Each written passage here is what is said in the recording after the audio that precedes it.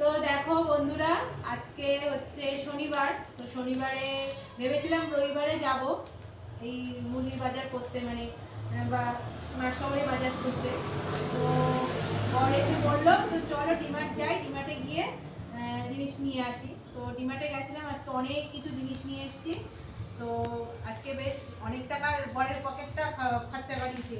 যে পোস্ত নিয়ে এসেছি, আর এই যে একটা জিনিস নিয়ে এসেছি, সব মানে ফোনে মানে ফেসবুকে বলো সব জায়গায় দেখছিলাম সব চুলে লাগাচ্ছে, তার জন্য এই যে ফ্লেক্সি শিটটাও নিয়ে এসেছি। আর এই যে কফি টুকিটাকি জিনিস আছে, সব জিনিস নিয়ে এসেছি। এবার তো এই যে লিকুইডটা তো 2 লিটার নিয়ে এসেছি। যাই হোক, এগুলো সব গোছগাছ করবো।